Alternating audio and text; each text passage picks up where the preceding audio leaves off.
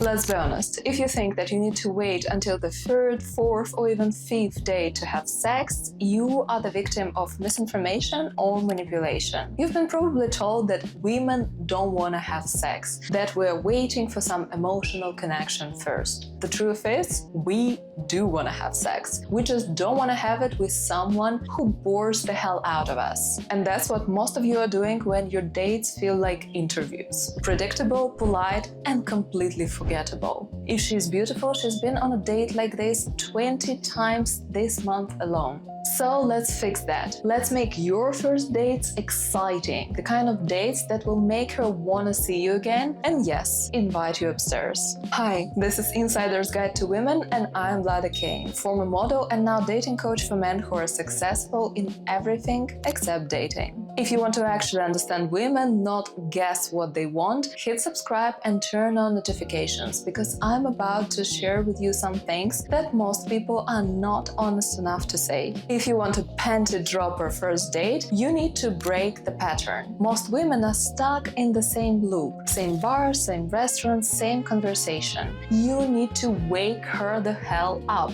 You can do it two ways. Go big or go opposite. Go big. Invite her to a place where she normally wouldn't have an access to. Maybe it's a hidden rooftop bar, or a concert, or even a helicopter ride. You need to think, wow, dress sharp, bring flowers, and make sure this date feels like a movie scene. Or go opposite. Do something absolutely unexpected. For example, I once went on a date with this guy, and he knew that I've been used to luxury, 5 stars, glitz and glam, whatever. So he took me to a car wash. Yeah, a car wash. And while we were sitting there watching water drip, talking, flirting, smiling, it somehow turned out to be the hottest makeout session of my life. And then he drove me to a beautiful scenic spot, pulled out a basket with a little picnic prepared, and we were drinking wine and eating, watching sunset. That was just magical. And it cost him almost nothing. To do something like this, you don't need money, you need imagination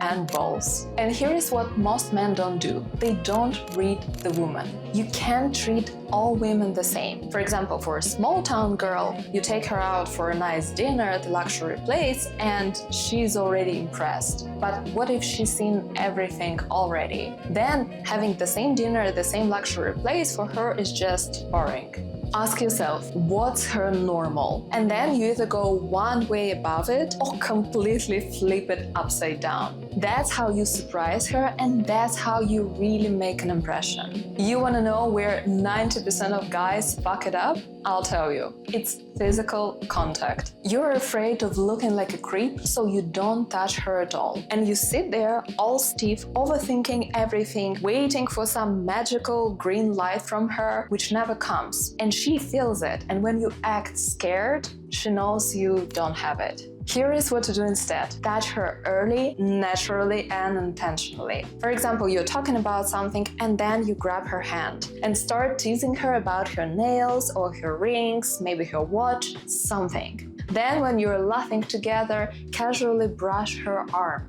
If you see that piece of her hair went wild, just fix it. Like you've always done it, like that's the most natural thing to do for you. If she's smiling, then touch her knee for a second and then pull back. And keep watching her reaction, not like if you're waiting for permission or something. Just naturally. If she's not okay, you'll see it immediately, believe me. Because if you do it right, it stops being about her giving you the green light. It's about you setting the tone.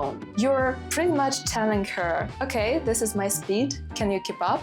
There is this perfect moment in Pam and Tommy TV show when Tommy Lee meets Pamela Anderson for the first time and he's just so turned on and excited to meet her that he licks her face. Yeah. And she's all like, wow, what just happened? She's stunned for a second and then she does the same. And it's just such a vibe check. They're happy, they're laughing, they're flirting, they're obviously crazy about each other. That's what's happening when when the man sets the tone.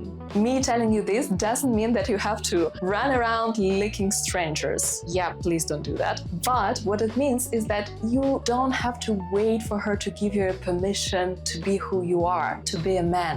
The question shouldn't be, will she let me? The question is, am I cool enough for her to want to match me? And that's what gets her excited. Not what restaurant you picked, but that moment when you were alive and made her feel alive too. Look, making a first date a panty dropper isn't about tricks. It's about showing her that you got something most men don't. Confidence and the balls to take a big risk. And most guys never do that. That's why their dates end up with "let's stay in touch." So, stop overthinking, stop waiting, and start acting like a man she hopes you are.